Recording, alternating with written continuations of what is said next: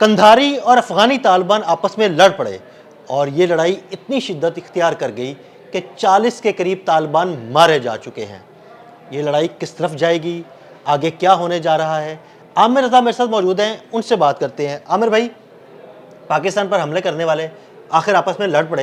ये इतलात कुछ दिन से आ रही थी, अब तो ये इतलात भी आना शुरू हो गई कि तकरीबन 40 के करीब जो है ना वो तालिबान वो मारे जा चुके हैं और इसमें इजाफे की भी बातें की जा रही हैं। देखिए, जब पाकिस्तान के ख़िलाफ़ इन्होंने इक़दामात शुरू किए थे, भारत से हाथ मिलाया था, मैंने उस वक्त भी आपको बताया था कि इनके अंदर अपना इंतशार मौजूद है, जिससे तवज्जो हटाने के लिए, जैसे मोदी ने अपने समझे कि बद इंतज़ामी से तवज्जो हटाने के लिए पाकिस्तान पर हल्ला बोल दिया था या जंग का ऐलान कर दिया था, वैसे ही तालिबान ने भी, क्योंकि ये उसी से सीख रहे हैं, उसी उस्ताद के शागिर्द हैं, तो लिहाजा इन्होंने भी वही काम किया और इन्होंने भी जो है पाकिस्तान पर हल्ला बोल दिया। असल में इनके अपने अंदर का इंतशार था।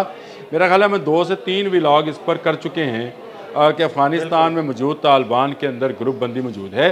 अब जो खबर है निकल कर आई है सोशल मीडिया से, वो ये है कि 48 घंटों में 40 तालिबान मारे गए।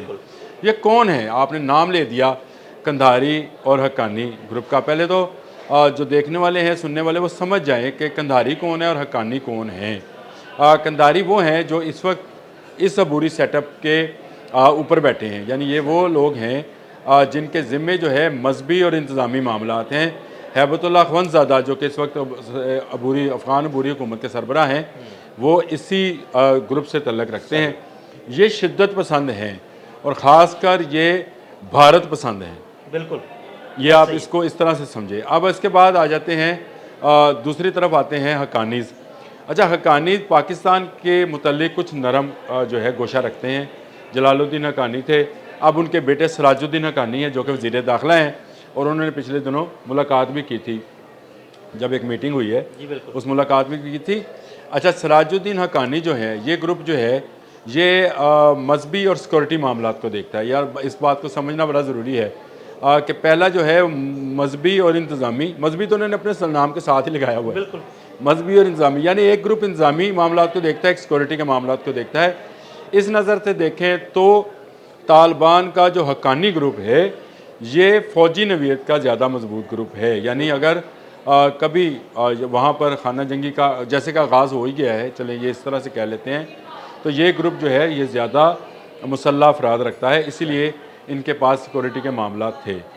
एक शख्स कत्ल होते हैं जो कि सिराजुद्दीन हक्कानी के बहुत करीबी थे, नाम था उनका खलीलुर रहमान हक्कानी। ये खलीलुर रहमान हक्कानी का कत्ल जो है इसको लेकर आवाज़ उठती है और इसका बदला लेने की बात की जाए। इसका इल्ज़ाम लगता है कंधारियों के ऊपर कि कंधारियों ने ये मारा। ये करीबी आदमी था सिराजुद्दीन हक्कानी का और इसके मारे जाने से जो है इस लड़ाई का आगाज़ होता है।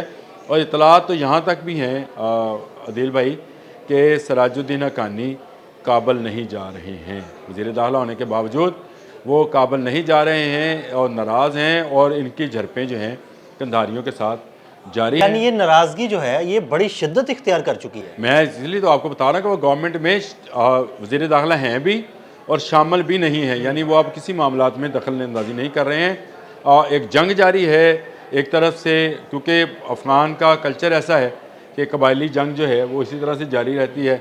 अब हक्कानीज़ जो हैं वो समझते हैं कि कंधारियों ने उनके बहुत ही अहम खलीलुर रहमान हक्कानी को जो है कत्ल किया है, उसका उन्होंने बदला लेना ही लेना है।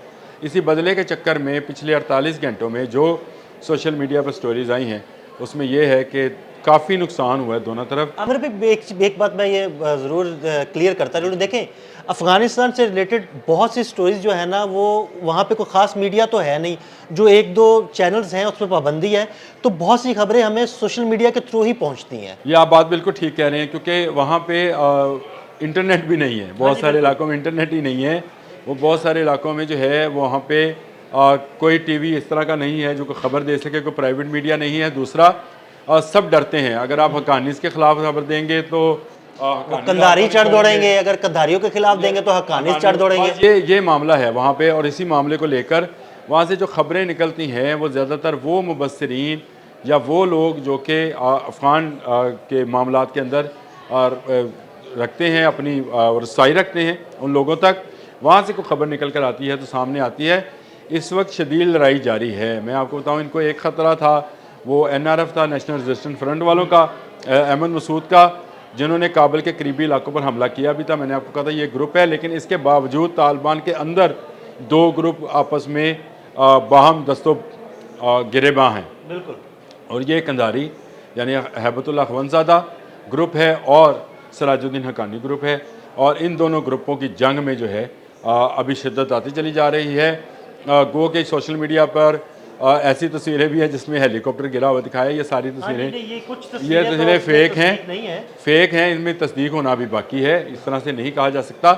लेकिन जंग हो रही है और वहाँ पर मुसलसल इस बात की मैं बार बार आपको चर्चा कर रहा हूँ कि अगले आने वाले एक माह में, ये दिसंबर में 2026 शुरू होने से पहले पहले काबुल के अंदर नई हुकूमत बन सकती है, नई निगरान हुकूमत बन सकती है। और उसकी बड़ी वजह यह है कि सराजुद्दीन हक्कानी तालिबान में एक यूँ समझे कि सबसे ताकतवर आदमी है, जिसके पास फोर्स ज़्यादा है। बिल्कुल, जिसके पास फोर्स होगी, ताकतवर तो वही होगा ना। और ये जो हक्कानी है, ये मदरसा हक्कानिया के हैं, हाँ जी, पढ़े हुए, अकोड़ा खटक। इन्हीं से अकोड़ा हटक से। बिल्कुल, आपका तो अच्छा है नॉलेज इस बारे में कि ये इनको हक्कानी कहा ही मदरसा हक्कानिया के। अब अकोड़ा खटक पाकिस्तान का हिस्सा है जनाब, इसलिए मतलब ये ज़हन में रखिएगा कि यहाँ के पढ़े हुए, इसीलिए ये नरम गोशा रखते हैं पाकिस्तान के लिए।